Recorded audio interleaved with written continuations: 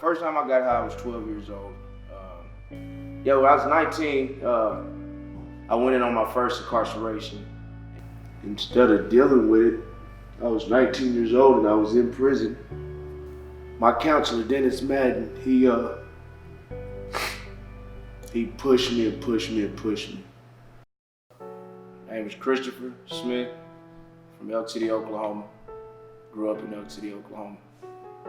Childhood was good. Had everything that I wanted as a kid. I guess I was seeking other things that I didn't need, but as far as how I was raised and parenting and stuff, it was awesome. My dad was a chef for 32 years. My mom, she always worked in housekeeping. Both hard workers, great parents. I couldn't ask for better parents. I'm truly blessed to say that they are my parents. First time I got high, I was 12 years old. Me and one of my childhood friends. I didn't realize it, because I was just thinking I was doing something to be cool. But that was probably the beginning of a destructive road for me. From there, using marijuana, occasionally drinking, cocaine, methamphetamine, ecstasy, and any other thing that I could get my hands on that would make me feel different.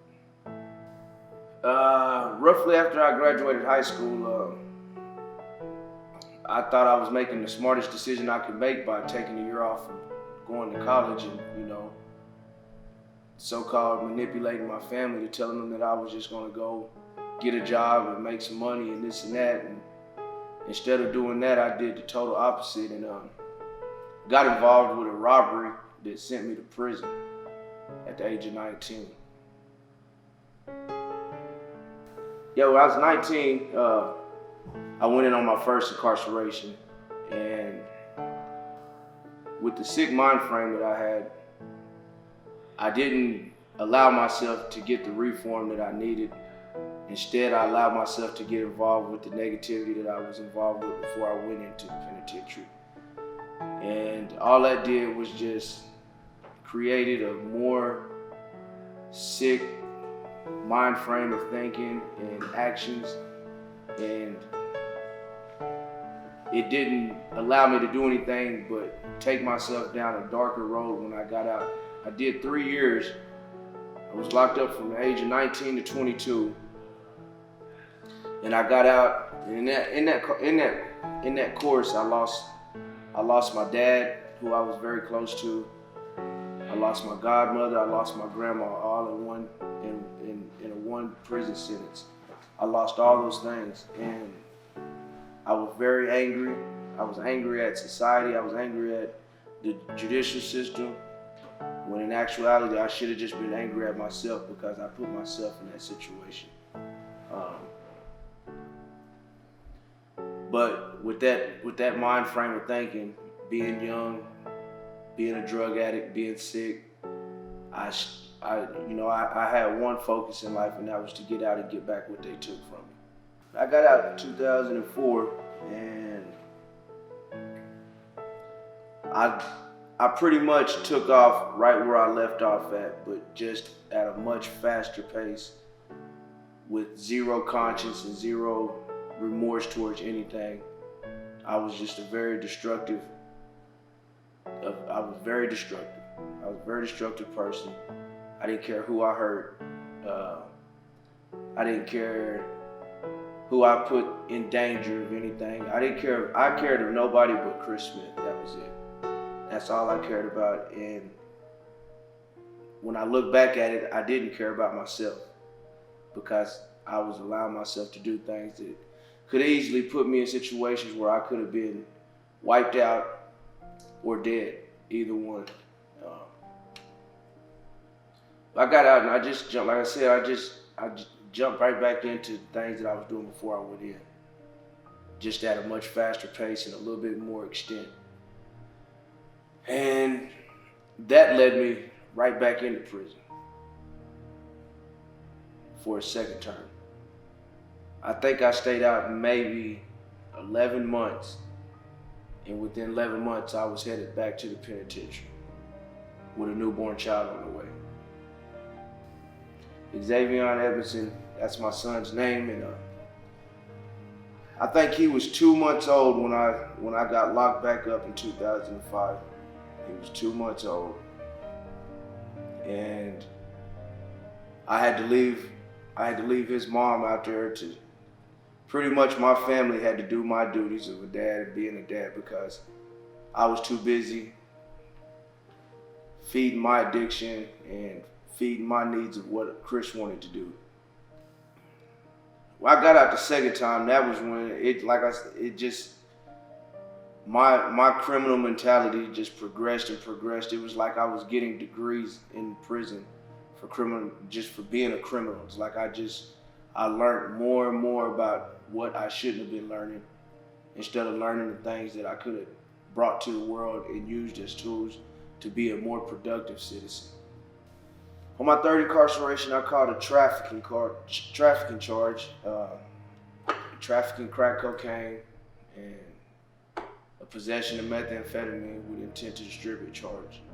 I did 6 years and a day on that sentence. I did 6 years and a day.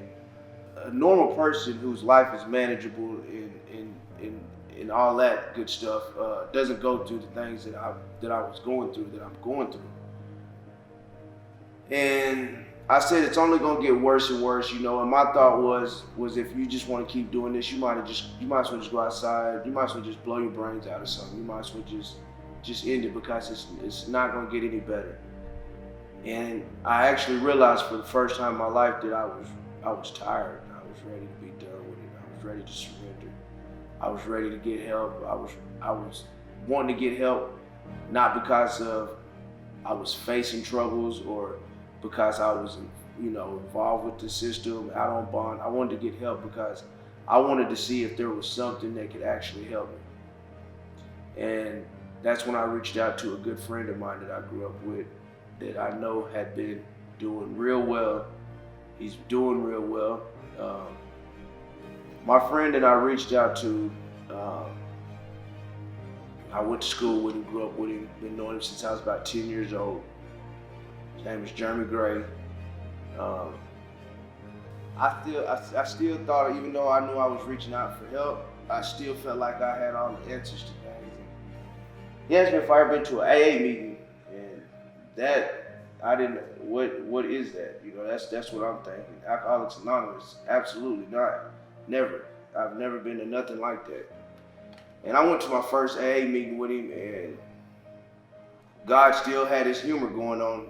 This was on a Friday, and on a Sunday afternoon, I was at one of his sober living houses, and probably about 3 weeks after detoxing at a sober living house, getting my mind together, I got dropped off at a treatment center.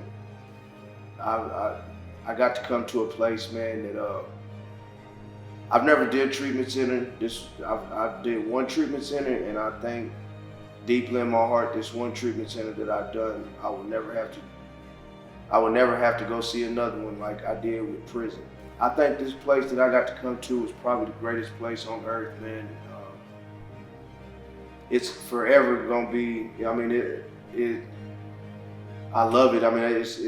I really never can describe the words of the place that I went to, and I got to experience a 90-day getting myself back together and finding out and identifying exactly who I really am as a person. Not the person that I was trying to be in the past, but who I really am and who the person that I could become and the person that I could be, with sobriety. While I was in treatment for 90 days, I cried almost every day in treatment. And, I've always had the tough man persona, I'll take that over being a tough guy any day.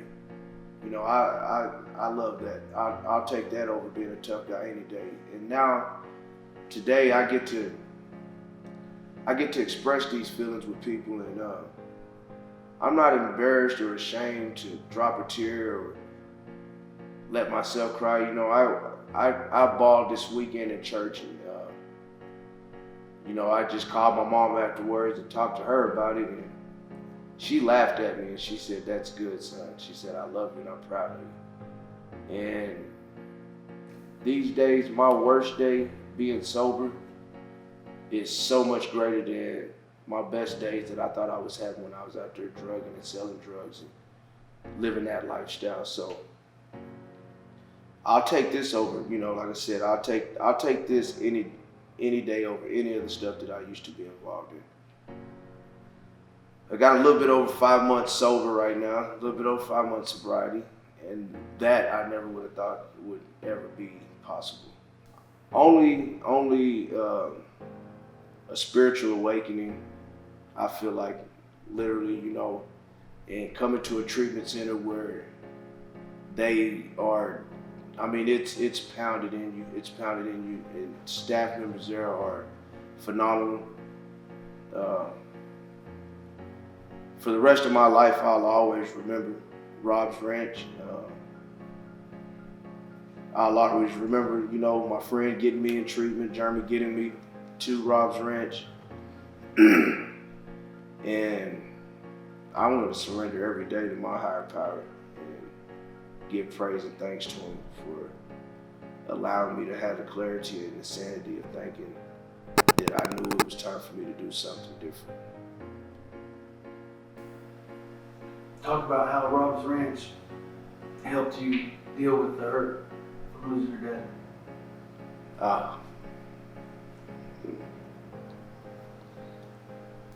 Yeah, a big part of me left my life when I was 19 years old.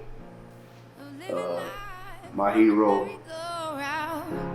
You can't find a fighter, but I see it in you, so we gon' walk it out. Move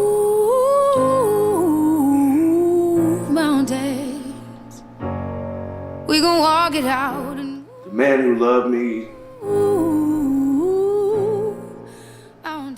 and accepted me for who I was. I'll rise like the day. I'll rise up. I'll rise unafraid. I'll rise up. And I do it 1,000. Instead of dealing with it, I was 19 years old and I was in prison. And instead of dealing with those emotions, I was in an environment where I was able to just stuff and get high with stuff and not feel the pain. And it's probably the deepest pain that I have ever had to deal with.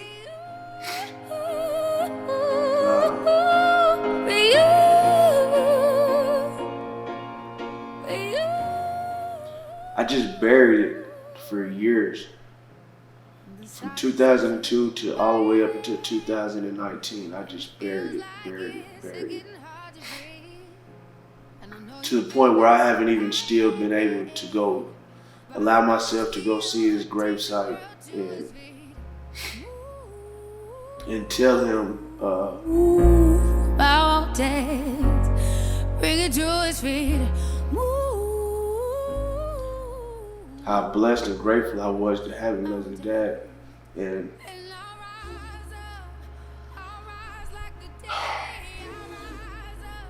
how ashamed and hurt that I was to put drugs and things like that in front of taking just an evening out just to go talk to him at his gravesite.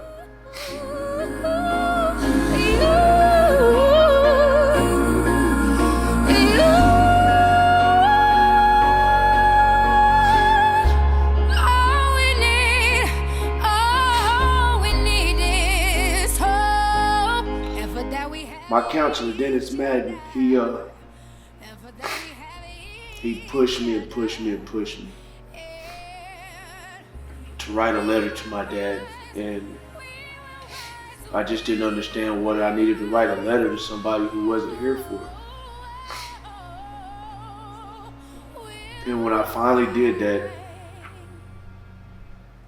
It allowed me to forgive myself for not being there for my dad when he was on his dying bed. And it allowed me to realize that I know he's up in heaven right now. Super proud of me.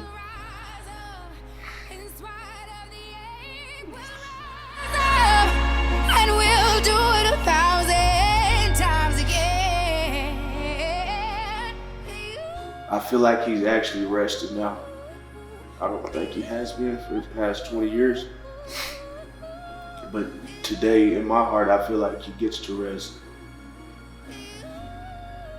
And he doesn't have to worry about his baby boy anymore.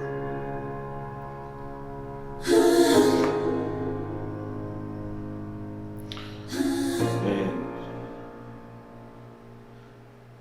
Rob's Ranch and me working hard, doing everything that was asked from me while I was here, is allowing me to do what I'm doing right now. And I'm free of all that stuff. I still miss him dearly, and I understand that I'll deal with those emotions probably for the rest of my life. But the good thing about it now is I don't have to stuff him, and I don't have to numb the feeling with drugs.